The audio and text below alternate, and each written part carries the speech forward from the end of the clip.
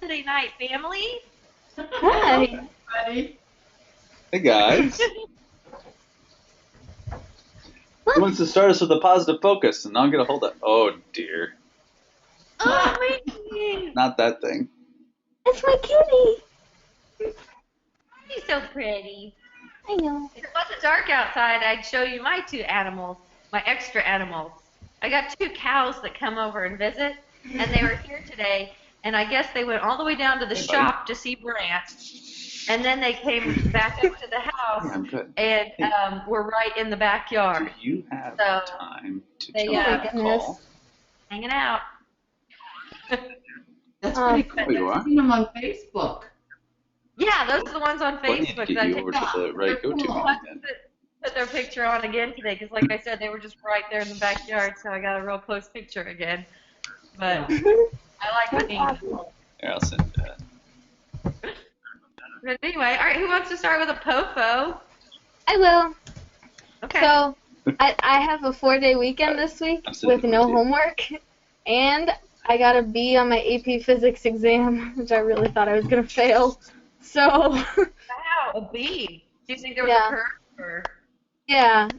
She did the bell curve from the test, because we took an actual AP test. So, I from got you. previous year, so. Very cool. Great. Stephanie, what's your po-po? Mine is I had just a wonderful work-life balance this week. Family time and work, and it was just smooth and nice. I'm really grateful. Very good. Nice. I'm grateful for getting a piano in this house for once. Ooh. And Brad helped piano, so now we've been listening to piano recitals all afternoon. That's funny. Yeah, it's beautiful. Who's been playing? DJ? And her mother doesn't know how to play. Okay. You'll probably learn now that it's there. Yeah. So are you going to take lessons too, John? Nope. Nope. Not musically inclined here. Hi, Jared. Hey, can you hear me? Oh, yeah. Yeah. Hey, sweet. I was on the wrong meeting. I was wondering why I was the only one. We're glad to have you on this one. Yeah, me too. We wouldn't get any pushback on the other one. No, there were very few questions. Well, cool. How's everybody doing? We're good. Well, we've gotten around. Anna, did you give your positive focus? Not yet. My positive focus is that over the last 2 weeks when Brant was gone, I didn't miss him like crazy because I kept myself super duper busy finishing up the house and all the different things that just the little things that need to be done. So I worked in the shop and in the house and I got so much done, and so that's my positive focus. I got tons of stuff done while he was gone. Awesome. Very good. That's fantastic. Okay, Jared, do you have a positive focus this week? I sure do. We have a trip to Rochester. I've never actually been there, and I'm pretty stoked to go up there. We're going to go to Mayo Clinic and help out some people.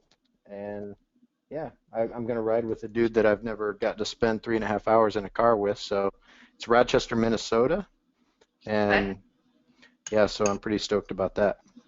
why are you going up there? To do meetings with a whole bunch of people I've never met. So we're going to Mayo, the hospital, and there's a whole bunch of people that this guy, we work with him on a whole bunch of stuff, and he set up a lot of meetings over 2.5 days. So we're going to drive down Wednesday afternoon and be there Thursday, Friday. So I'm just looking forward to it because it's not a very big town, and I've always heard it's awesome. So, Cool. so guys, Cool, yeah. what Jared's saying is that he's like, like a designated hitter in baseball, somebody who doesn't need to play the entire game, but they just come in to like hit home runs. Like they're just a pinch hitter. Oh, you're so funny. So He's just gonna pull the trigger, huh? So Jared comes in to just be a resource to other advisors. So as you get leveraged in life, like you can help people, and then you can help people who help people. So Jared's an advisor for advisors. So that's the whole reason he's actually going, is he's an advisor for the other advisors to help them be able to do everything they want to do. So they set up all those meetings so that Jared could be there and actually help out with all the things that are there's a little bit usually over their head and they can't actually do by themselves. He's very kind. Yeah, I'm sure it's all true. It's true. Well, I'm pretty pumped about it. It's there's a lot of good people up there from what I understand, so it'll be a good trip. Very good. Very good. Sounds amazing. Absolutely. And my positive focus this week is the same as it was last week. I'm still real grateful for Jared. He's really helped me out of a bind this week again. So. It's been my pleasure. Very good. So K-Bomb, did you come with questions blazing? Did you want to go over the oh yeah, she's the K-Bomb. Well, I think, I mean, I took notes on everything. Yeah. I came up with I'm sure I'll have lots and lots of questions as we start discussing, because that's usually how it goes. Yeah, go ahead. I have one question though that when I was watching the video, I was like, that I didn't get it. I know they kind of explained it in the video, but I didn't get it. It was it was in the video how economic machines work. Mm-hmm. And I was wondering how. Okay, it said printing, when the government prints money, it doesn't cause inflation to a certain degree. Well, right? Yeah, that's a good question. So that video, I appreciate you watching it because I know it was 30 minutes. I don't know how long they usually are, but so we're kind of in this weird scenario right now. Like the government over the past 4 years now, since remember the whole financial meltdown in 2008 and 9, and they've printed between $3 and $4 trillion of new money. So longer term, it will create inflation, but over the short term, there's actually more of a concern that there's going to be a devaluation of the currency, especially overseas. Like right now, there's a lot of rumbling about the European nations possibly having a deflationary spiral, which really means prices declining and there's not enough economic growth to kind of pull themselves out of it. So you've probably heard about Greece and Spain and Portugal, Italy, and I mean there's a few other kind of offenders, all of them great countries, but they have a lot of debt, as does the US. So they've actually started printing money too. And when money gets printed, what that really means is, think of it like they had a picture in that video that I thought was pretty good. The Federal Reserve prints it, and what they're doing right now is buying Treasury securities from the U.S. government. So it's causing new money in the economy, but the money's kind of just sitting there, and that's been the big problem. And that's why you haven't really seen inflation so far. There's two components to it. There's money supply, and then there's the velocity of that money. And right now the velocity is very, very low, so it's not really moving around and exchanging hands, and people aren't necessarily they're not as willing to spend as they might have otherwise been maybe 5 or 6 or 7 years ago. Even though consumer confidence has been kind of ratcheting up and up and up, it's actually at a 7-year high as of Friday. Unless the money moves around, printing a whole bunch doesn't really do too much for the economy. So now we find ourselves kind of in this quandary of, well, hopefully this year there's enough growth in the U.S. to offset kind of what's required before the government can increase interest rates. So if the government or the Federal Reserve increases interest rates, what that means is you're charging more money on any sort of loans or borrowing, and that usually slows down the velocity of money. And since it hasn't really sped up too much, we're in this kind of first, companies have a ton of cash, and they can get cash very inexpensively, as can consumers like you and me.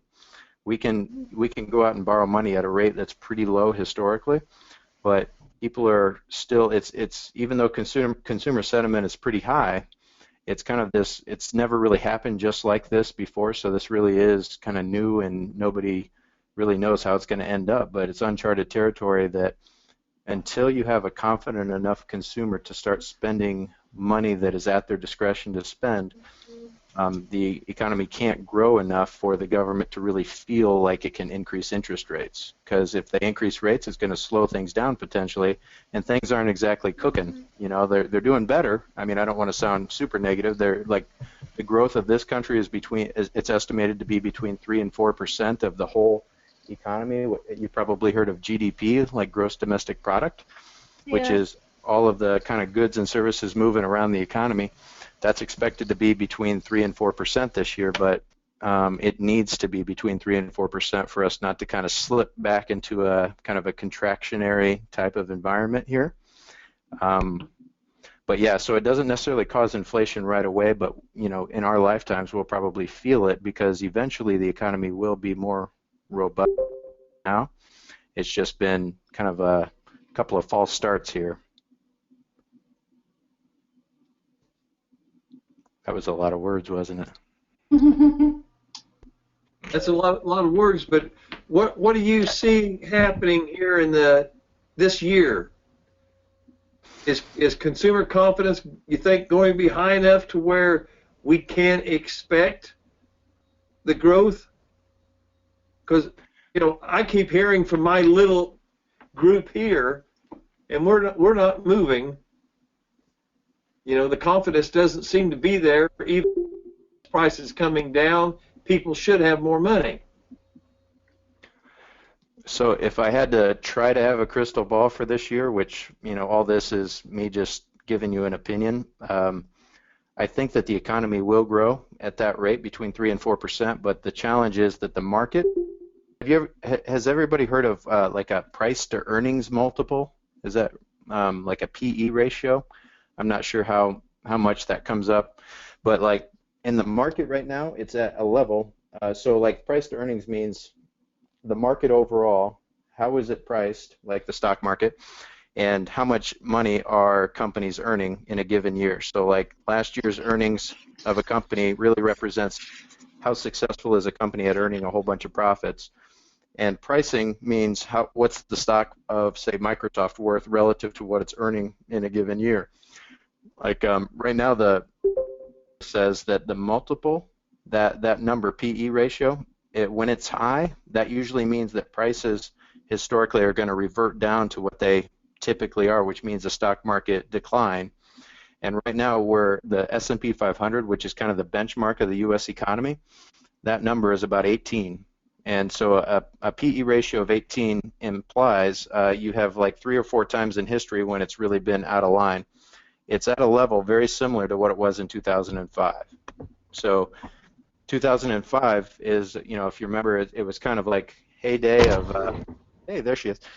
It's like a heyday of Are you on the call? growth and like economic robustness, whatever you want to call that. And every time it's really kind of every time it's really been this high, it's backed down. And the only example we have of it not backing down is 2005, because it really didn't crash until 2008. And so if I had to predict, I would say the economy will grow at that clip of 3 to 4%, but that the stock market is going to have a time during this year where it's going to have a material somewhere between 10 and 20%. And we're kind of overdue for that. So as far as the U.S. economy, the consumers are doing okay, not great. They have more money to spend. They've saved a lot more than what they have historically. So the balance sheets of the consumers are better than they were, 5 years ago. So there's less debt on the private consumer, and the companies are sitting on a ton of cash. So if I had to guess, I would say that the market will overall end up positive this year, but not by much. And in the middle of the year, I expect that the market's going to correct. And this is just all my 2 cents. But whenever you see that ratio get out of balance, there's always kind of it gets back on this average rate that, it seems to gravitate towards. So there, like I said, there's been like 3 other examples in the economy. 99 was another one. The 80s, right after the late 70s inflationary trend. And, there's one other example in the mix, but this is eerily like 2005, so I would expect that it's going to be positive, but we're going to be in for a little bit of a rough year with the stock market. Very good. Does this have anything to do with the gas? Why the gas prices are going down so low? Is that of any relevance or? Good question. No, that's a great question. So just bear with me like a second because this is part of this is really dry. Like interest rates are crazy low right now. Like they've actually gone down since the end of 2013, and that was the opposite of what almost everybody expected. Gas prices being low. Again, this is subjective, but it seems to be related to the Saudi Arabian or the OPEC, like the oil-producing nations in the Middle East and whatnot. They have really not cut down any of their supply, so they've been producing at the same rate as if the economy were booming. And some people speculate that that is because the have you guys heard about all the oil and gas that's coming out of the North and South Dakota region? All of that craziness, like it's like this boom up in North Dakota, which is not too far, from here. We hear about South Dakota quite a bit. So all of the oil supply is high. Saudi Arabia has not cut, or OPEC has not cut any production, and so there's a glut. Just like anything that is in the market, if you have way too much of it, the price is going to go down. And there's another aspect to it with interest rates. With very low interest rates, that means like the cost of borrowing is low, but you've got this kind of quandary of demand from places like China, which is one of the faster growing economies. It's really dropped off the cliff. Like China has always in the past 20 years, it's been consistently a growth engine for the world. But right now, India is the fastest growing country. And so China has fallen off largely, in my view, they have just overdone it. Like there's literally skyscrapers in China that are completely empty because they built them anticipating people to live in them.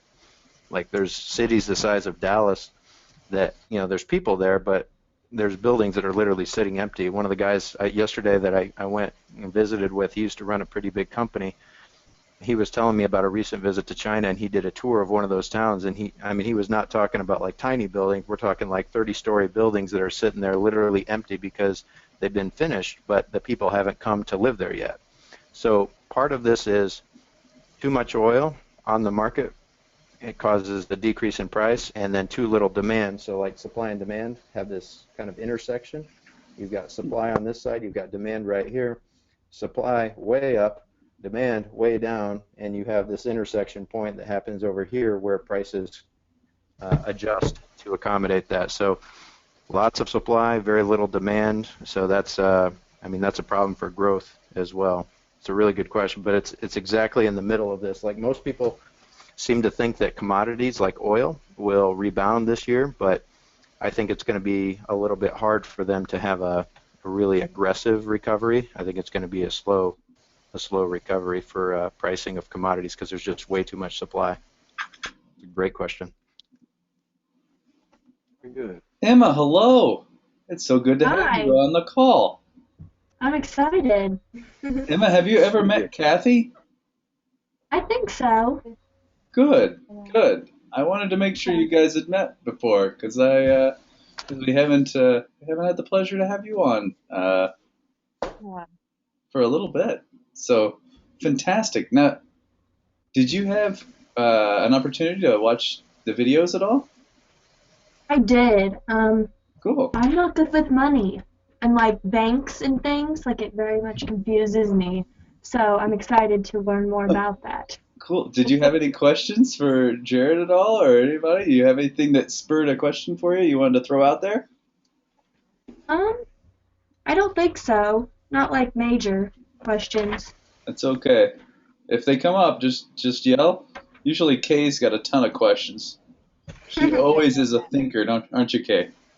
Yeah. Okay. Well, the video that had a tree in there, I know that it wasn't an exciting video, but I wanted to make sure that, like I've been at what I'm doing for a while now, and one of the themes that was in there that I really liked was, have you guys ever heard that saying, pay yourself first?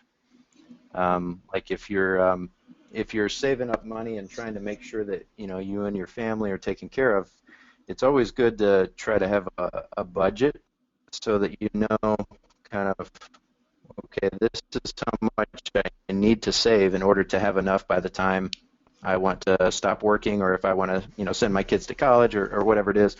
Um, I like that they emphasize that quite a bit. Like they really talked about making sure you have a budget, which is, food and gas and your bills and your house and everything that comes with it. But just remembering, like, the first thing you really need to identify is how much do I need to save in order to have enough by the time that I want to stop working. It used to be the case that most companies would have something called a pension, where you would automatically, like when you retire, it's like, okay, we're going to send you this much money every month.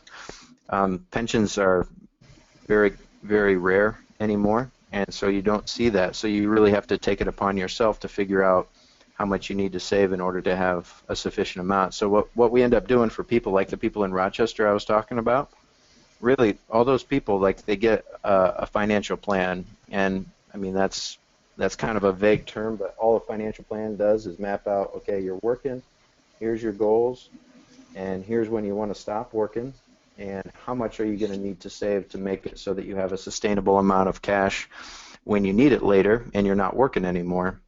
And so there's tax considerations, and how much in taxes are you going to pay now versus later.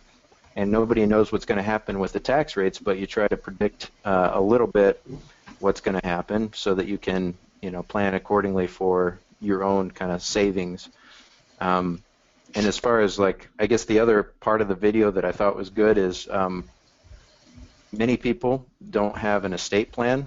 And an estate is, just think of everything that you own. Like, I'm sitting in my house, I have a couple of cars in the garage, I have some land, and, like, making sure that all of that stuff is really kind of accounted for, who owns it, so that if anything happens to you, that it's smooth on the transition. If I get hit by a bus, like, I know exactly what's going to happen with the distribution of all those things, versus having some long, drawn-out process in the court system that is really tedious for the people that you wanted to leave money to. So he talks about that a little bit in the video with the tree, talking about, like, getting all your ducks in a row, so that you have, like, a will or a trust, one of the two or both, and then you have kind of everything kind of mapped out where it's supposed to go. And there's a lot more to it, but just he kind of hit the high points of, we focus on estate planning, investment planning, tax planning, and then financial planning. But we really start with that last one, the financial plan, because until you map out, like, what your goals are, how do you know what you need to do to get there? So we really start with a goals-based system of, here's what I want. And, it really, like, when I met with some people last week, like, really it starts out like, how long do you want to work?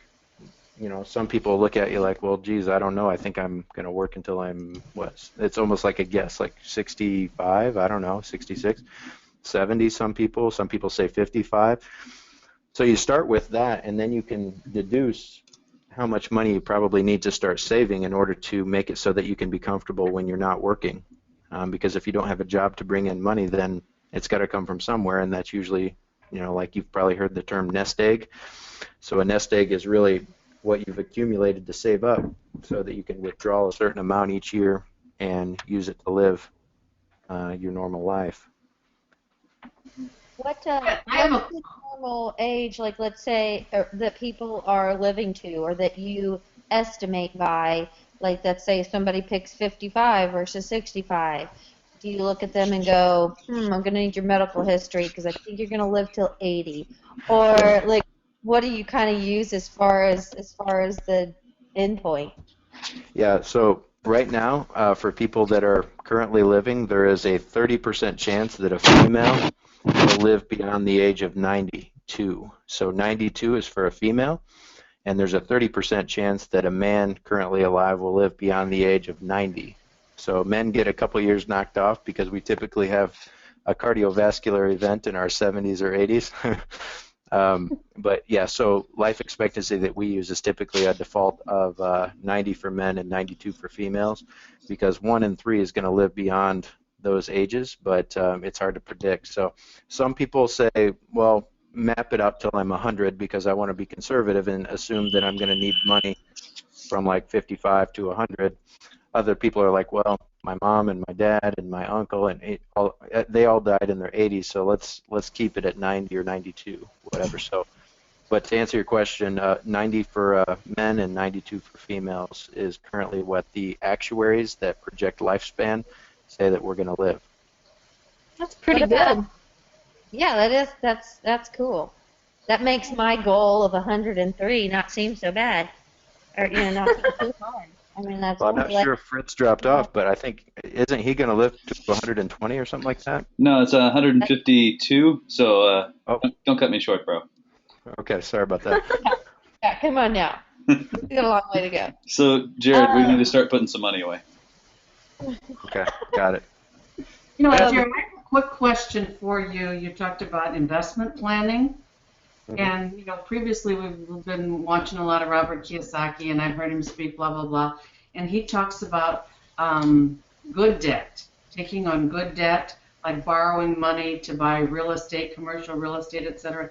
But Mike, and earlier you mentioned pension plans versus a contribution plan, like a 401k. And what my question is, so for example, if let's say you wanted to take $500,000 and invest it in some commercial property. So keeping in mind this whole good debt philosophy, would it make more sense, in your opinion, to borrow that $500,000 because it would be tax-free versus pull it out of a contribution plan and have that be taxable? But the catch is, with the commercial property, that cash flow isn't going to generate for a couple of years. So it's not as though the cash flow is generating to pay the $500,000 loan. So what are your thoughts on that? That's a good question too.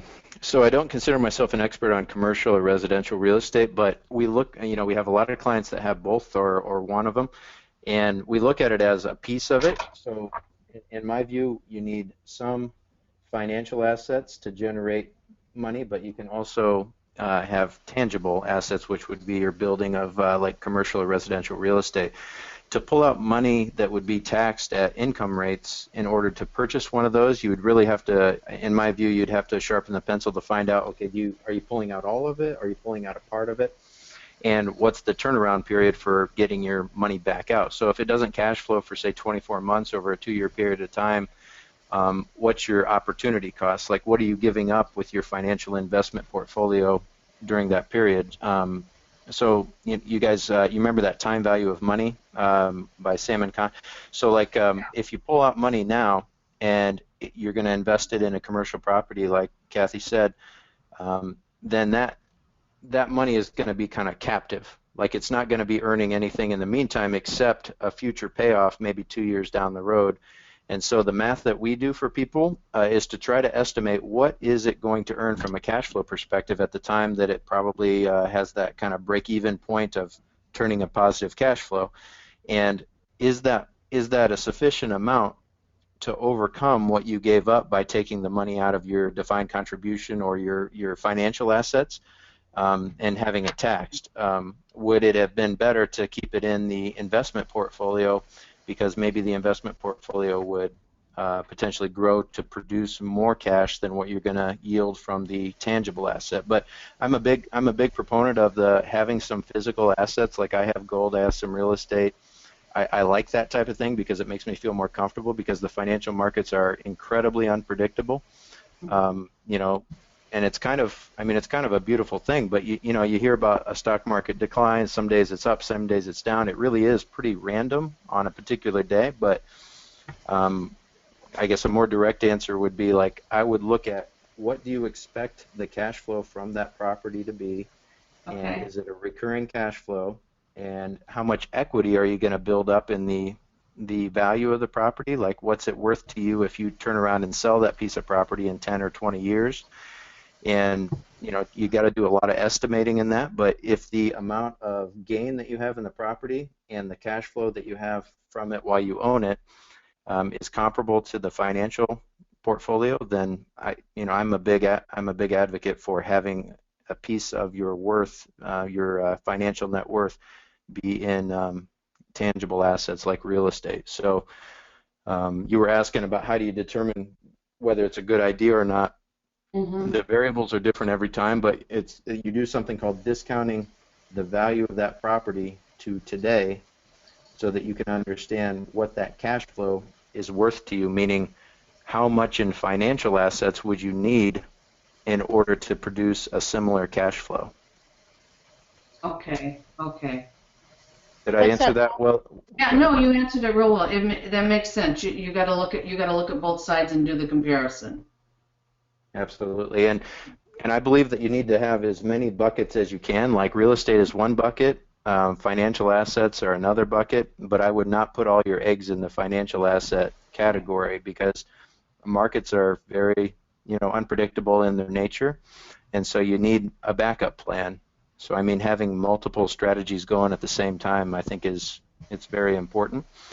And to figure out how much in one category or the other, it's really up to the individual. But the math is pretty straightforward. When you discount things to today, kind of like the time value of money, if you look at what it's worth today for the financial assets and you look at the real estate, you can say, are they the same? Is one better than the other? And I think you can make a good decision after you really do the math to say today's value. If today's value is greater with the real estate, then it makes sense to put some money there. And if it's better with the financial assets, then, take that into consideration when you evaluate the projects that are available for like a commercial purchase like you're talking about. Okay. Well, that was very helpful. Thanks. Then, I haven't thought this completely through yet, but I was talking to Fritz about the theory of an asset is something that brings money into your pocket. Really, when you look at a rental house versus your personal home, if you were to do, because I've never really understood the time value of money until I watched this video. I kind of understood it in theory, but it was easier to have the numbers there. Mm-hmm. So your houses or your better leverage with the rental houses because in the future they're going to be making you so much more money than your personal home. Because your personal home obviously doesn't bring in any cash flow, but let's say down the road you sell it, you've got equity, you could loan against it, so it's still an asset, but the future value is so much better with the rental homes. Would that be right? Yeah.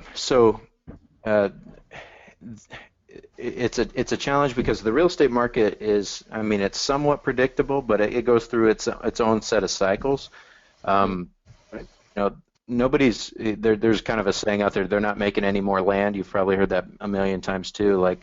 There's a little bit of perpetuity, it goes on and on and on forever, that you get from a real estate investment that you're never going to have that reassurance with a financial asset. When we model the cash flow that can be generated from a portfolio for a given client, if you have, Kathy's example of a $500,000 piece of property, we use a pretty conservative number. We say about 3.5% to 4% is what you can expect to generate from a financial asset. So for her example of $500,000, if you retire and you have $500,000, you can expect to pull out of there roughly $20,000. 4% of $500,000 is $20,000. And you can expect to pull out $20,000 every year from that investment and expect that it's going to be worth the same amount when you pass away. So when you're 92, Anna, you can expect that $500,000 is still going to be there. In fact, it's probably going to be substantially higher because that includes an inflation adjustment in there. But if you say, okay, I'm going to generate $20,000 a year from my commercial real estate that Kathy was talking about, or I'm going to generate $20,000 a year from a portfolio of $500,000, the real estate's probably going to win that competition in terms of cash flow. Plus, you get some tax advantages with real estate, as I'm sure most of you probably know that. But the cash that comes off of different assets like stocks or bonds or mutual funds is different than the cash that comes off of an investment property like commercial or residential real estate. So you've got to weigh that, because really all you care about is how many dollars are going into your pocket from a given asset. And Anna, like you said, I mean, the time value of money, really all it's saying is today a dollar is worth less. I'm sorry, it's worth more today than it is in the future, because down the road you're going to have things like inflation that happens, which averages about 3% every year. And so if inflation goes up, that means that a dollar that I hold in front of you today, it is not going to buy the same amount of goods and services 10 years from now or 20 years from now. But a piece of real estate appreciates in value over that same period of time, just like you would hope that a financial asset is going to do. But really what you care about is how much net spendable income is that asset going to generate. So that's kind of a convoluted answer, but that's really what you're trying to define for people. What's that? Okay. Yeah. Yeah, that connects some more dots. Jared, we've got some young women here, and they've only really got control over two things, I believe, and that is how much money they earn and where they spend their money. Now, you talked a while ago about that surplus that you can use to invest. And that surplus, K and M, is very hard to come by and everything.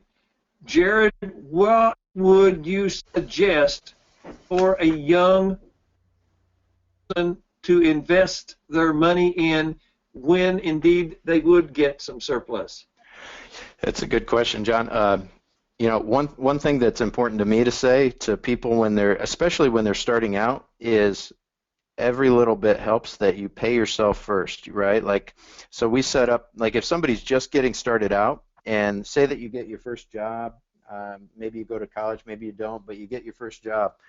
There are people that I work with that they have saved an incredible amount because they just started with a teeny tiny bit. Like that surplus, you're right. Like it's, I mean, sometimes it's impossible to have a surplus because you need a new car, you need whatever it is, the requirements that you have, or you're paying for college, or paying off student loan debt, or there's so many different examples. But what would I invest in first? For me, like the answer is, if you have ability to contribute to a retirement plan, that's one place to put some money, because it's really easy, and usually it's something that your company, or if you're self-employed, you can set up for yourself, where you start at least a minimal savings plan, where if you kind of don't look at it and you pretend it's not there, the people that we work with, many of them, you know, they didn't even necessarily like finish any sort of schooling or anything like that, and I don't have an opinion about that. Like some of the most successful people I know didn't go through the traditional kind of education system. I think it's important personally, but it's not the indicator for success. Like people that start early with just a little bit, whether it's the stock market or buying a piece of land early. I mean, I see that quite a bit, or buying their house and paying regular payments on their home and trying to save a little bit at a time. If I'm trying to talk to people that are starting out, the key is to start early. Like literally every single form that when we onboard a new client, we always ask them, like, what are you looking for from a financial advisor, and what advice would you give to your kids or grandkids when they're starting out? And almost 100% of the time, people say start saving early.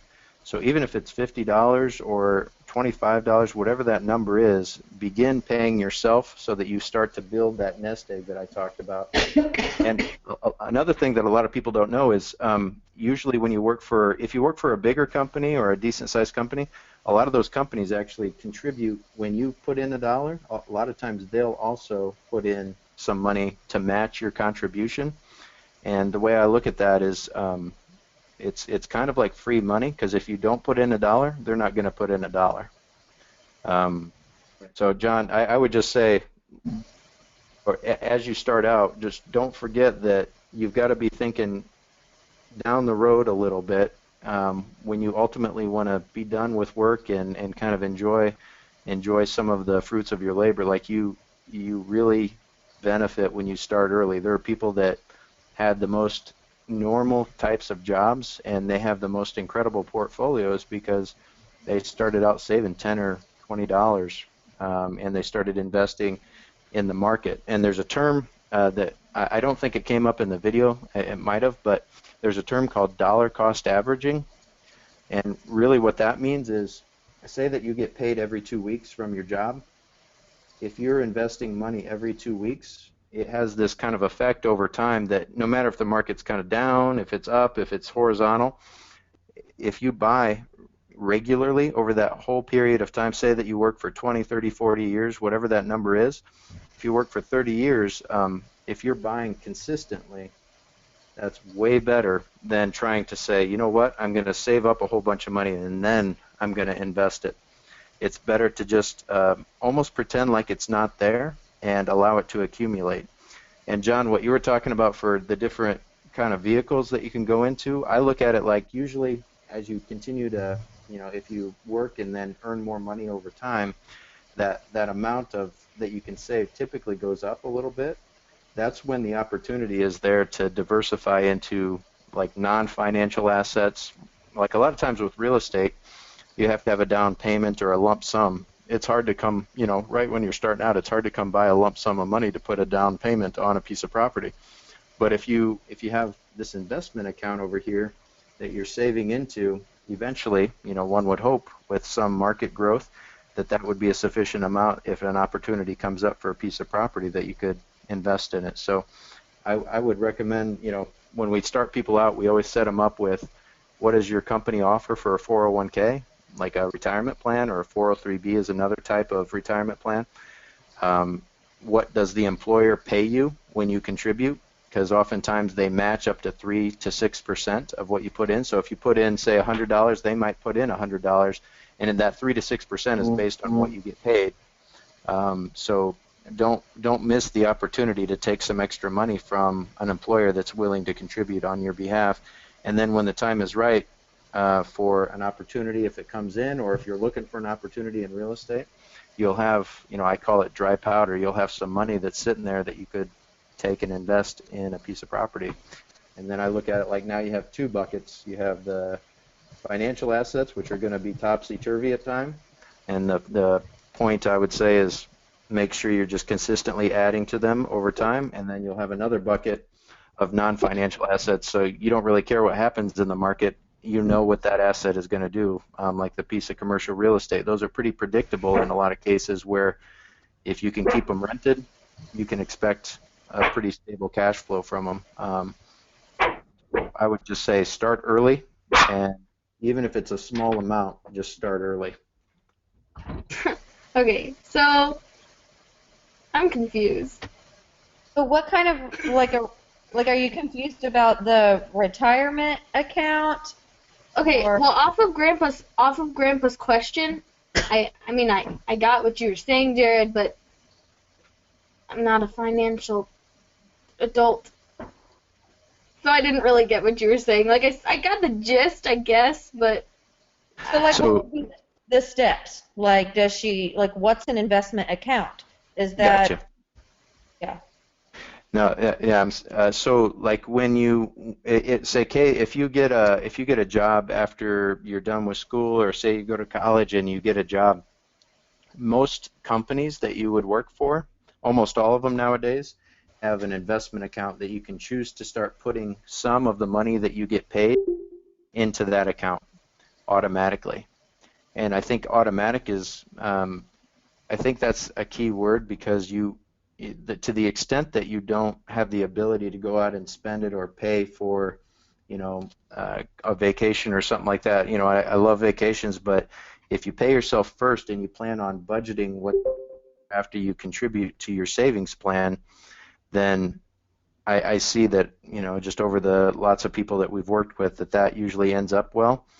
So as far as like starting any account, like you could start an account right now where if you had an extra $10 or $20 at any point, you could begin buying into, say, a stock or a mutual fund that would invest in the stock market.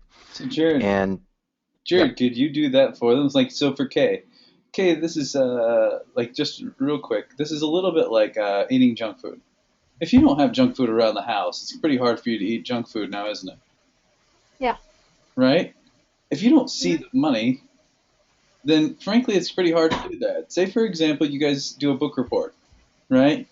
You have a wonderful foundation that has a program that says that depending on your book reports that you guys put together, even for like the wonderful videos that Jared has today, if you were to put a report together and say it was worth $30, you could easily, when that 30 came in, 15 could go directly over to an account that's set up that Jared would talk about. You wouldn't even see it at that point, and it could automatically start investing for you. It would just be Okay. automatic. Yeah. So, two things.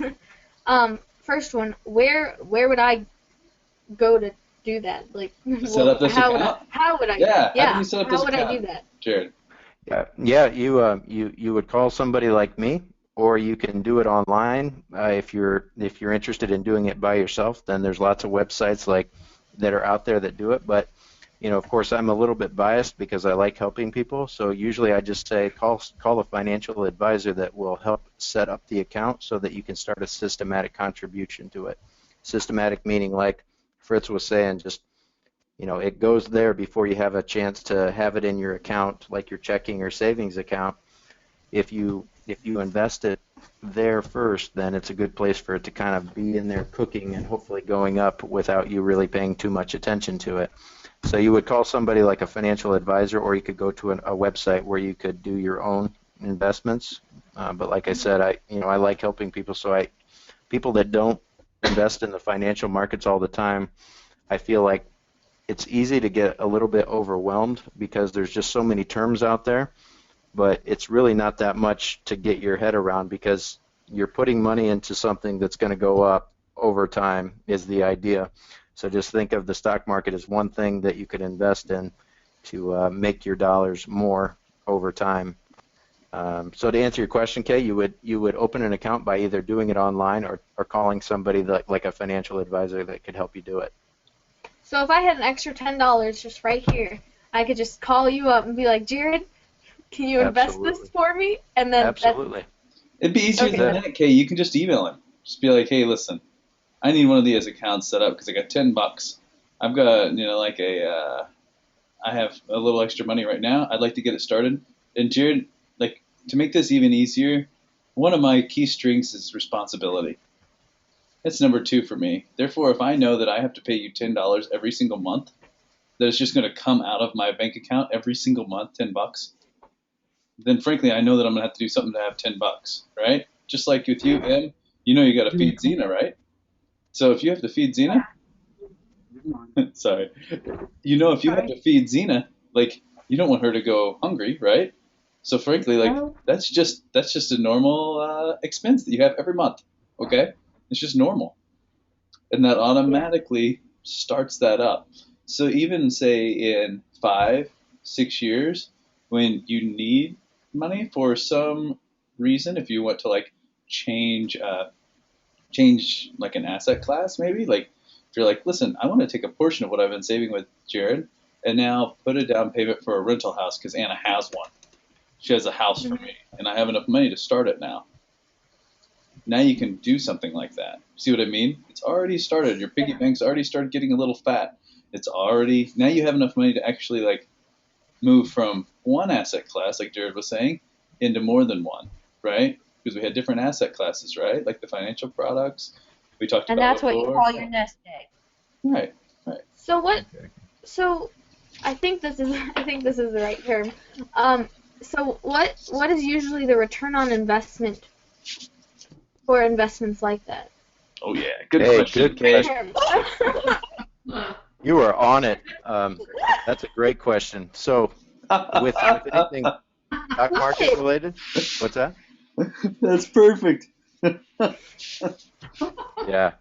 Well, with anything stock market related, if you look back 100 years, the stock market goes up somewhere between 8 to 10% per year.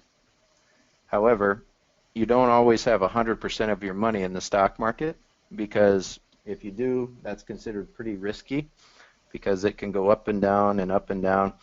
And so usually people also have other types of instruments in there like bonds, which are different than the stock market. and they typically don't move as much. But usually what we use for people as a conservative growth rate of a portfolio is just over 7% per year. It's still a lot better than any bank you'll ever find. Yeah. You know, and M, you and K, Jared was talking just a minute ago about some companies that they will add a little bit of money for the money that you invest. You remember him saying that? Yeah. Okay. You've got that going for you also. So if you put in $10 into any account, I'll match it. Oh, snap. Up to what level? Nice. Up to what level did I grab? Up to $1,000. Per week? Month? Up to 1,000? That's Year. per day? Week? Per day? Here. Year? Is that for everybody on the call? Yeah, is that for everybody? Is that exclusive for everybody? I just said Emma and Kay. And Jared, I got you. So what account do we put it in? Do what? What account do we put it in?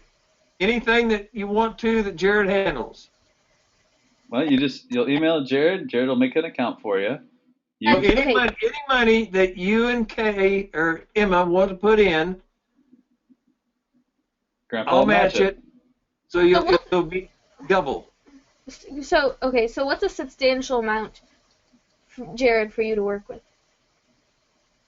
Good question. Well, see, any amount is a good amount, just for the record. Like there's people that have $5 million, which I consider a lot of money, and they started out putting $10 a month into a plan, back in the 80s. And that's how powerful compounding interest rates can be. So a substantial amount to work with, like many of our clients have between $2 and $5 million each, and many of them have already gotten close to retirement or have retired already, but they started out putting $10 or $20 away every month or every couple of months. So I don't want to pretend like, there's clients out there that's all they're doing right now because they're still working and maybe they just started their job. That's a substantial amount in my opinion because it grows to a very big number over time if the market returns cooperate over a longer period. So there's no amount that's insubstantial, I guess. I don't want to dodge your question, Kay, but meaning anything is better than nothing. Kay, that there's no minimum amount. Yeah. So if you're like Jared, just start me up at $10 a month. Like $10 a month coming out of here. What Jared will do, if I'm right, Jared, he'll have $10 a month that'll come automatically out of your bank account, and $10 a month that'll automatically come out of Grandpa's account, go into your account every single month. So does it have to be the same amount every single month? Like if you say $10, it's $10 every single month. Like, or what if one month you want to do like 20? Can you do like $20? Yeah, it's completely flexible. Completely flexible. What I usually encourage people to stop do. Laughing. No, you're asking great questions, Kay. Like, I'm curious. I want to do this now, but I don't want you guys to be like downplaying it or something. And then like I start doing it, and then there's like 10 other thousand things. Like I put like $10,000 in or something. Well, just think about this for a second. Like people that let me think of the math here real quick. Let me do a quick thing for you. Just if you start putting in. Go ahead. So, okay, this is what we call a good deal. Okay, remember when we play cash flow, the game? When there's a good deal and you just jump at it, right? Yeah. Go ahead. I just played cash flow. I taught Susie and Sally how to play it last night. Good for you. Good for you. Now, when you get like a card and you get a good deal, right? Yeah. That card was just pulled up for you. Grandpa just pulled up a good deal card. At this point, you say, I'll take that. Because if you're going to be crazy enough, so if I put in up to $1,000, you're going to put in an extra $1,000. Realize, guys, that means you only have to work half as hard. You just got matched everything that you're doing up to $1,000. In other words, I would be really doing book reports or whatever it took to get at least $1,000 into that account every year. Why? That's Because an you'd be ROI of silly. 100%. That means you make 100% on your money before you even put it in Jared's, and at that point, you're making double because you make it on his and yours. Does that make sense? Oh, that's a lot. That's a lot of math. Yeah. I can't Like do that was a lot all at one time, but do you understand what I mean? Yeah. Conceptually? Yeah, I understand. Yeah, But I you get it. realize that like good deal versus bad deal, that's a good deal. Yeah. Like that's a yeah, I good get deal. that. So like at that point you're gonna be like, no, what one thing with Jared and what he's setting up here though, what I would want you to do is like try if you can not to go below a certain level. Make it to where it has to be a minimum because there's going to be some months where you'll be like, I really can't do it this month. If you get in that habit, it's a bad habit. So if I said like, okay, at least $10 every month, but then like maybe one month, it's like Christmas or something, and I get Christmas money and I Oh have yeah. extra money. Oh yeah. So I'm like, oh, here's another like $40 Absolutely. or whatever. Get it out of your face. Okay. Yep. Like for Then so that then starts. Okay, so how much? Okay, so how much, Jared, do we pay you to do that? That's a good another question great too. question. So, yeah, you want to know because anything that you pay anybody like me or any company, look at that like a decreased expectation for your investment returns, right? Because, Kay, one of the things I meant to say but I didn't is if the market continues doing, say, 8 to 10% per year, like it has historically, and you get, say, 7%, every 10 to 12 years, you can expect that money to double in value, which is a really powerful thing. If you're adding $1,000 or $2,000 a year, all of a sudden, if Grandpa adds another 1,000 and you've managed to save 1,000, which would be phenomenal, you're going to have $4,000 when you only put in $1,000 in about 10 or 11 years. But to answer your question, Kate, like usually people that are in my role, we charge a percentage of what we manage for people. And for us, that works out. It depends on how much we manage, but to start people out, it works out to be 1% of what we have control over. So if you give us $10, 1% of $10 is what you can expect to pay my company, or most companies are pretty similar. I mean, they really are pretty standardized. So you have to pay for the involvement of somebody else versus going online and doing it yourself. But the hope is that you've got a team of people that are helping you out to make good decisions with the other aspects of it, like taxes or estate planning. So it's usually about 1% of what we manage is what we charge. So, okay, quick math, that's a dime. Okay. So how often do we have to be in contact with you? Well, as much as you want, but we meet with our clients quarterly is what we do. So every 3 months we talk to them on the phone or do a video call or a meeting in person to review where everything is at. Some clients are like, well, we don't really want to see that much of you, so why don't we do every 6 months or once a year? And for the people that are more like once a year, that's usually the younger people that are busy with life and working and doing their normal stuff. But as you get closer and closer to retirement, we usually try to encourage people to come in more frequently because the more attention you pay to it, typically the better you're going to do. Okay, so do people do you do like people save this money for retirement, or do they like take it whenever they need it, or? It's both. Some, like usually a typical client will have anywhere from 5 to 10 different accounts. Some accounts are strictly, and some accounts are for if an opportunity comes up, like a piece of real estate. And so it's a little bit of both. Okay. Are there different perks with different accounts? Like, let's say there's one that you throw into retirement and you don't plan on for 20 years. Is there a different perk for that one versus one that you're like, hey, I might pull it out in the next 2 or 3 years? Yeah, good question, Anna. So yeah, typically there are perks with retirement plans that you do not get with non-retirement plans. Like Kay, that money we were talking about where you get a match. Usually that's more common with a retirement plan where you get some free money just for the sake of contributing. And with non-retirement accounts, you don't really get that advantage. The other big perk that's important to think about is imagine that you earn $1,000 this year in income.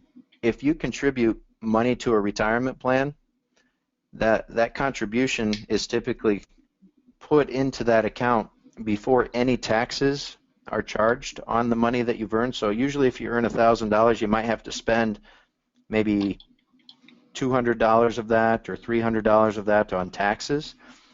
With a retirement plan, though, you put the money in before any taxes get paid, so you don't actually give $200 or $300 in taxes. You put $1,000 in, and it's not taxed when you put it in, but it's taxed when you pull it out, maybe in 30 years, but it's not taxed right now. And typically, people are paying more taxes when they're working than when they're not working, and so it makes some sense to try to put in as much money as you can before taxes are assessed now when you're earning a whole bunch of money and you're paying a higher tax rate than you probably will be when you're pulling the money out in retirement. So the perks are taxes, and usually you get some free money that comes with any contributions that you make to a retirement plan.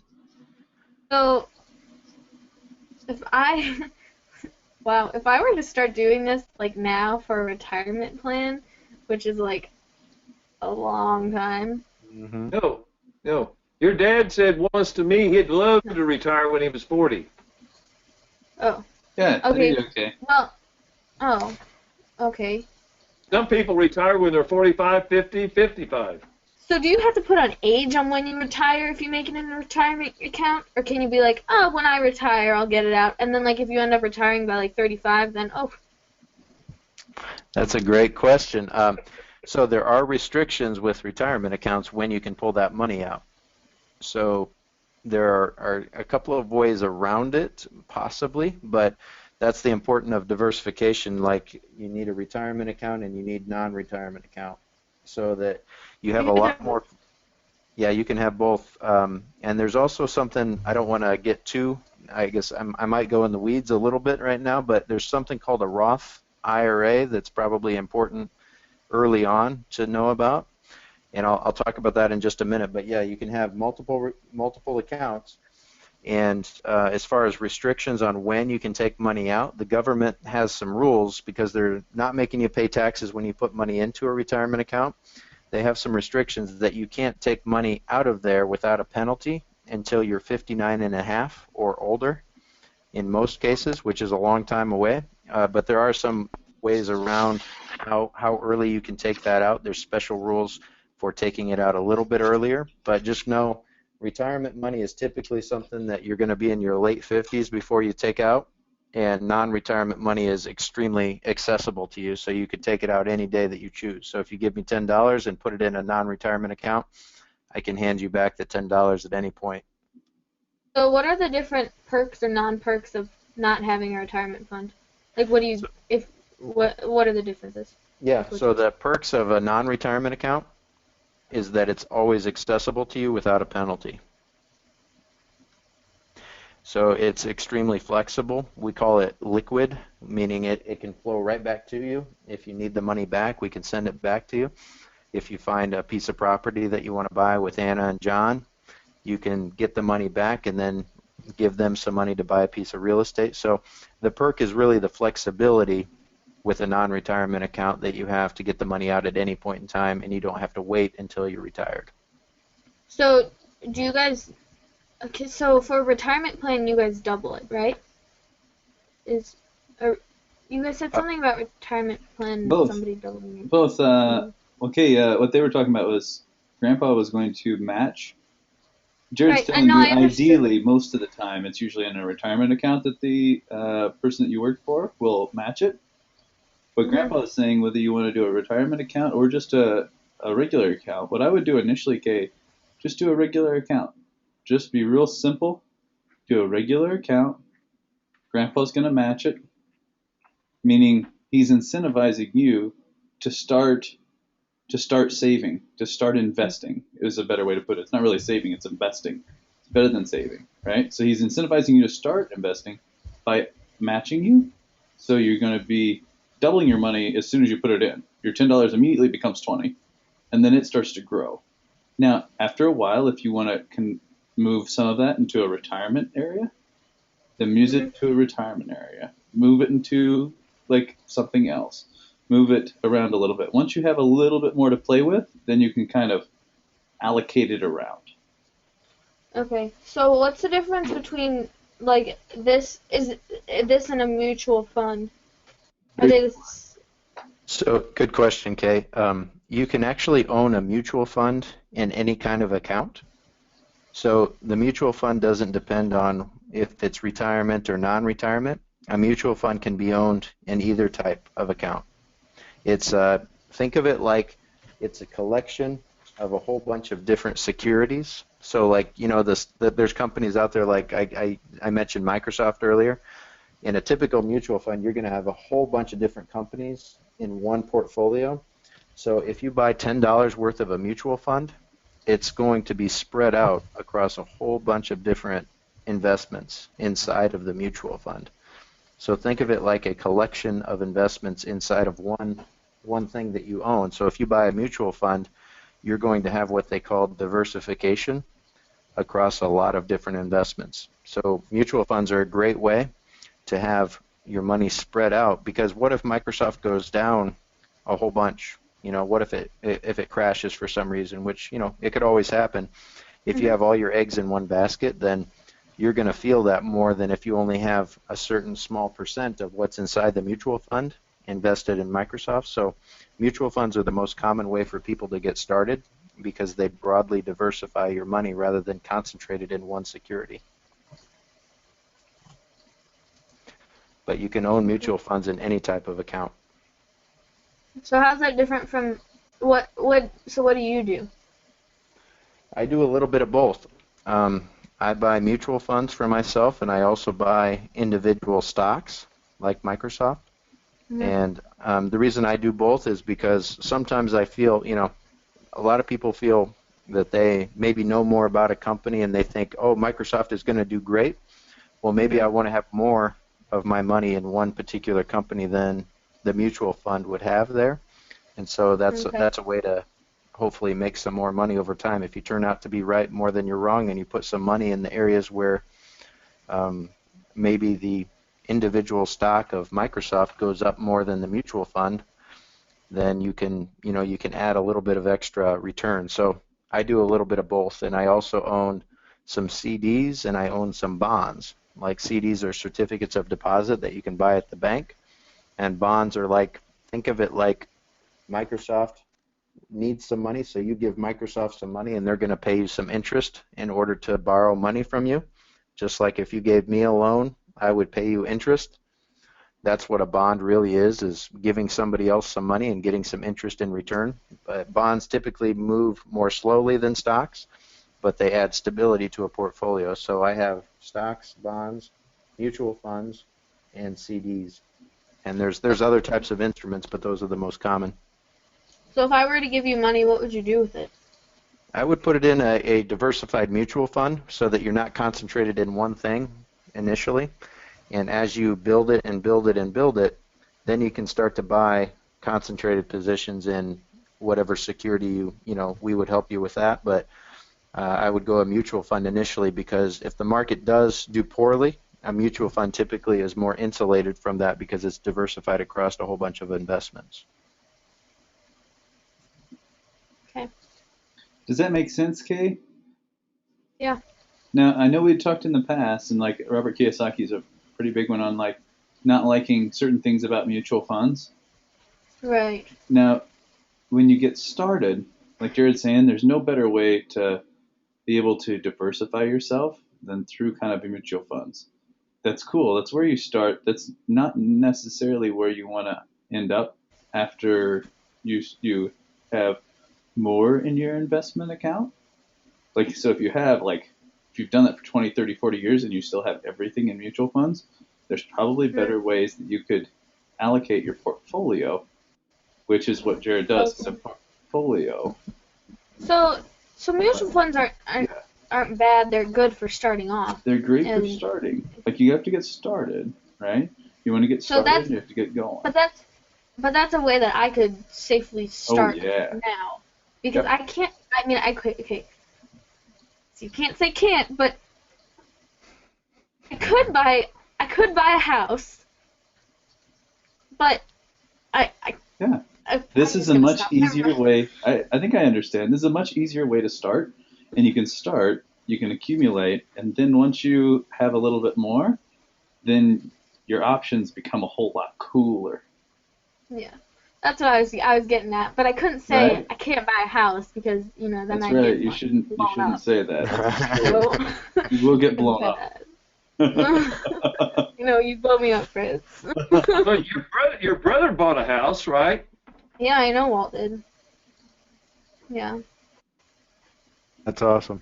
That's cool. But Kay, those are really good questions, Kay. Like Fritz said, and Fritz, if I can share, like for you and me, like I'm kind of an open book. Like most of my portfolio is individual stocks that I have chosen on my own because it's kind of the line of work that I'm in.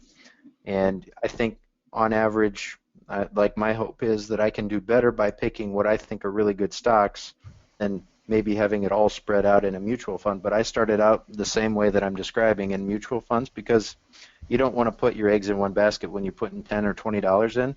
If there's too much volatility and they move around in the wrong direction, then it hurts more than if you're spread out a little bit at the beginning. But then, like Fritz said, over time, like mine is mostly in individual stocks. I still have some mutual funds, but I've mostly diversified it into individual securities that they don't have the same character. Like mutual funds have expenses inside of them that you really got to understand because everybody kind of wants a piece of that when they're doing the management or the allocation of it.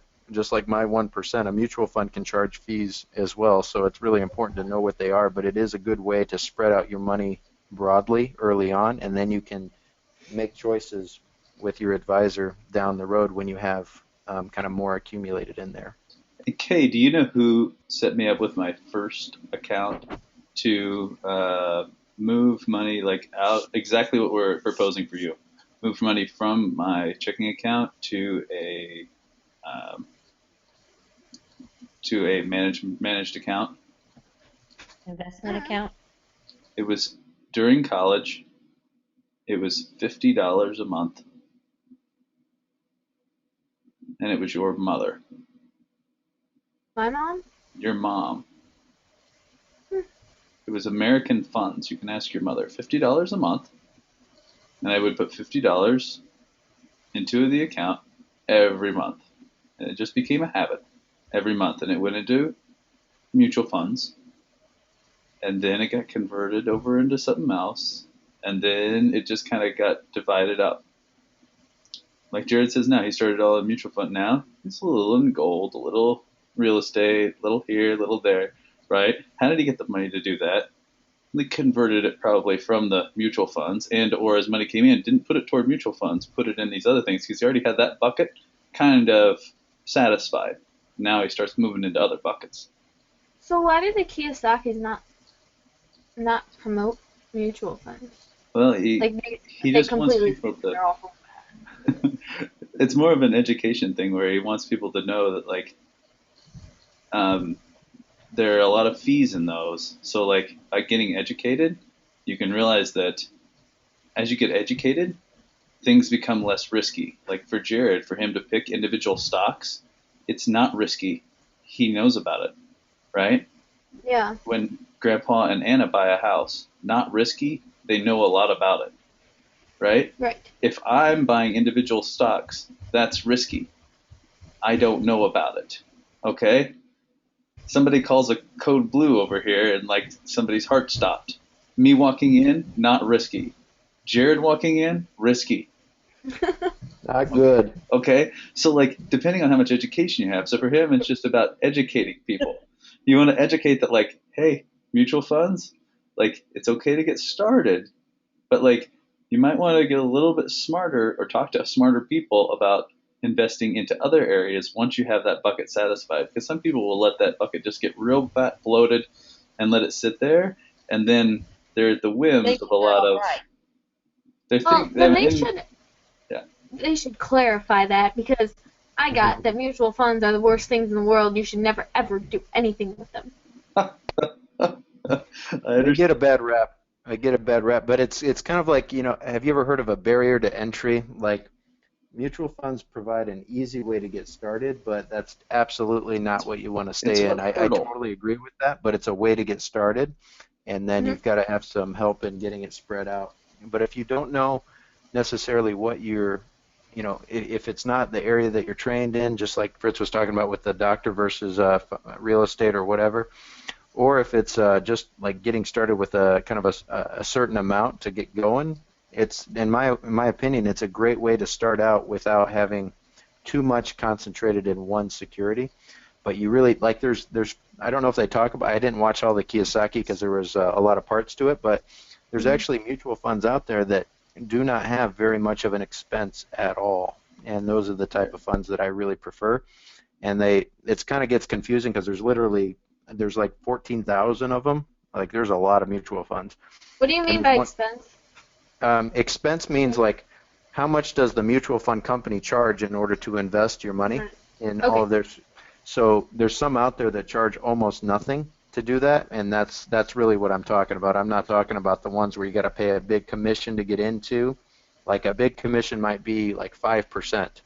That doesn't make any sense. I've never bought one of those mutual funds, and I never will, because you can buy the same mutual fund with no commission, and you just pay the advisor on who's advising you, and then you pay a tiny little fee to the mutual fund company. Don't buy maybe they're talking specifically about Yeah. those like loaded or commissioned funds. Those are the ones where you pay too much money to get into them. Don't buy those. But there's literally thousands of them, so just get some help on which one to buy. Okay. And mutual funds look at it a little bit like a child like learning to walk. Okay, like you start off by crawling, right? Hmm. And eventually you get up to walk, you fall down, stuff like that. Like just because you're starting to crawl doesn't mean that like, oh good, you're done. That's Stop. not really the end point. Okay, like mutual funds at the beginning and starting, like that's like you're crawling. Okay, what do you do for somebody when they're crawling? Amazing, great, good for you. Yeah, Keep good going. job. Keep Keep going. going, Don't stop. right? Keep going, Yeah. right? like when Uni Lou like starts to crawl, like it's gonna be like keep going, like this is great. She falls down a little bit. I'm Go. gonna be Good like, job. stupid, like, no, Well, like you're gonna be like that's okay, that's normal. That's the same as like not having like always having great like investments done, stuff like that, like buying all good investments, good properties, good stuff like that, you're going to fall down a little bit along the way. That's completely fine. You have to in order to be able to proficiently walk. hmm So like it's all normal. It's fine. So this account is synonymous with just like starting to crawl. You're just crawling along. You're getting there. You're going to start to stand up when you have little investments here and there. And then before long, you'll be sprinting, That's right. gliding with ease. so, okay. Now you're So, going to have to Jared, help Emma with this because Emma didn't make it through this portion. yeah, she had to get off at 8. I understand. Okay. So, Jared, earlier you said that if we wanted our money back, you'd give it back to us. Is that right? Like, Yeah, if it's a non-retirement account, you're mhm. you're able to access that at any time. Yep. So if I gave you $1,000 and then after like a couple years, I'm like, I want my $1,000 back, you'd give it back to me. Yeah, it would have to be worth that much. If the investments go down, it might not be worth that much, but the hope is that they would have gone up and it would be worth more than 1,000. But yeah, you can turn around and get that money back out. So it also depends on what happens with it. So we might not get that $1,000 back because if the market does bad, then and it goes down by like $200. Think about how bad it would have to be, though. Okay, in order for you to give 1,000, Grandpa would give 1,000. Even on day 2, you could pull out 2,000. That's pretty good. No, That's a I knew. 100% return. I was just wondering because Yeah. it didn't seem fair to his company if like it went down and then I was like I want my money back and he gave me back 1,000 when really it was only worth like $800 or something. I didn't think that Gotcha. was fair to them, so that's why I was confused. No, it's a good question. And the hope is, like, if you would have invested money 2 years ago right now, that $1,000 would have been worth more like 1,300 or 1,400, depending upon what we put it in. If you started the 2 market- years ago, just when we started these calls, if we Mhm. would have started on day one with this, and you would have started this, you'd be at 1,300. Actually, you'd be at 2,600 because Grandpa would have already matched that, and both of them would have gone up. We've You'd be at been doing 26. this for 2 years. I know, great work, huh, Kay? Trip. Oh my gosh, that's Huh? crazy. Okay, if you talk to your mother and you tell her what I said, she may help you get that $1,000. Okay, I could get that $1,000. I do enough. Anna, do you think you might be able to put together an email to send over to Emma and Kay, like kind of letting Grandpa's plan his proposition out there? Put it on paper. Yeah, And we then- can put it in an email. Jared, I'll get you so you can just email me who I need to get into contact with and what information I need. Just email me. Yeah, just email me. I can put it together. I'll put it together because that'll be easy. That'll be easy. So I don't do anything until I get something from you guys. Yeah, you're gonna get it. You're gonna get it within 24 hours. So. Oh, Yeah. okay. Write it right now. Be ready to act. So, What? I like, didn't Don't know. act like you're gonna have a lot of time to respond. Like, I could just take the next year off. You're gonna get it soon. Not what I said. I'd get on it before then, Fritz. And It's Kay, it's a good deal if I can card. offer one thing, don't pass up the opportunity to take someone else's money. That's a good deal. That's true. I didn't hear him mention my name, so I don't think I'm included in the deal, but I would take the deal. Jared I'll would take it. take it. You realize whenever Grandpa said it, I said, "Who's that open to?" Because I'll It's take it very specific. every day of the week. I will take that deal every day. Anytime I want to put money down and somebody's gonna say I'll put down the same amount beside yours, and I don't have claim to it, it's all yours now. I'll do that every day. Go ahead, try me. I'll find the money. Jared, what did you think of my portfolio investment account? Right now, That one. She looks Oh, pretty that's- great. that's a little nest egg right there. Oh my gosh, That's it's where so cute. that's where my money goes. Yes. That's a good investment. I like it. My money goes into the formula. Their formula for that. I like Good. Well, guys, we're a little over. I know that some people have to go to bed, and Jared, I want to thank you so much for being on the call. Let's do some Yeah, prizes. Oh, we have goals, don't we, Kay? Yeah, look at Minky. She's so cute. She has to say hi. Dear devil Fritz, I know you love her. animal.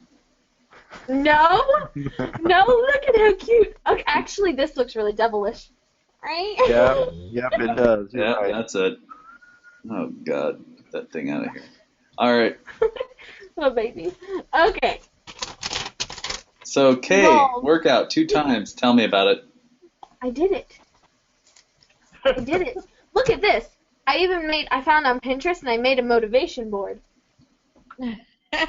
Ooh. It's labeled appropriately and everything. Isn't it pretty? It is. That's really great. Good work, Kay. Drink more water. Yeah. I like it. Sure. This is supposed to say just do it, except it fell, so it's a little messed up. You know, Ah. like the Nike. I'm also starting this week. I'm starting a conditioning class Tuesdays and Thursdays, so that'll make it a lot easier to work No. out. Kay, I'm sorry. Hold on one second. So I noticed that the 7 Habits book fell off of your weekly goals. What happened there? Well, Boom. I actually did Oh. read You finished some the of book? it. No, I didn't. Oh, I didn't say I finished the book. I did read some of it. You can ask. I read it, some of it, but I'm still reading it. you know, I Don't worry. like to see that on your goals, Kay. Just so I know, like, Which habit you're up to? You're a habit 4 now? Yeah. Yeah. Yeah. Can I share a book with you all? Please. Yeah. This is one that I just read again. I really like it. How will you measure your life? What's it about? Not my hair. It's not my hair. It's the book. Yeah, it's a really good one. It's Clayton Christensen, and one of the best books. It talks about how to make sure that you contribute in the ways that you can add the most value for other people, and stay congruent with your longer-term goals of whatever they might be. Make sure that you're always adding to other people's lives. Great book. Cool. What is that one called again? How will you measure your life? I bet that he has a YouTube as well, Kay, so I bet we could probably do a call on him because I've watched his YouTubes before. He is good. Yeah, that's what I was looking up. I was looking up his YouTubes. Well, It looks like it's kind of like a three that summary pop usually. right away. Yeah. That's good. You may have to send that in an email or something. Okay. You'll be tuned, no problem. The name and everything, okay. All right. Grandpa, meditate 5 times, work out 5 times. Tell me. Yep. Yay! Oh! Oh, Yes! my. Can't flash those around here. Yep. You have a child in there. She's so cute. So what are the goals for next week, Kay and Grandpa? Same. Same. And Plus the habits. Ooh. hey. Oh, hey. Step it back up. Nice. Personal trainer 2 times. I did do that. This week, yeah. This week, I'm gonna say 4 times workout. Because I don't know if I'll be around for a personal trainer, so that's hard to say. So 4 times worked out is great. Okay. And a Duolingo. 7 times 10. I did. Ooh, nice. Yay! And So are you that's doing good. Spanish? I'm getting more and more. And I actually got a book from the library, an audiobook. I found an app on my phone so I can get audiobooks from the library. And there was one on Spanish. So when I went to go pick up, because Caroline, you had asked, can I do Duolingo while I'm driving? And I can't. But I was able to listen for an hour driving over to Cincinnati. Well, I'd say at least an hour because I went through the book twice and she did some phrases and it was just good to be able to hear someone talk. So anyway, it was a completely different system, but I was able to listen to her talk. So I did pick up on, hey, can you do that in your spare time? Having to take time out of your day. So I did that. And then, did I have any other ones? No. That was it. I am going to check out the Y because we've got a Y in Salem. And, yeah. And I looked up on their website and stuff, and so I'm going to go for 2 classes this week. I may not do a membership, but I'm definitely going to go for 2 classes. And that way I can get comfortable with the Y and see if it's something that I can make a habit out of and kind of have that community.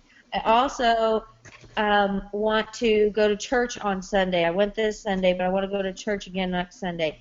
So I kind of want to increase my social networks. So maybe get like a workout network and an entrepreneurial network and a church network, kind of a thing. So once we do goals, I'm going to work those in, but I thought I'm already going to try to start on a little bit of that. So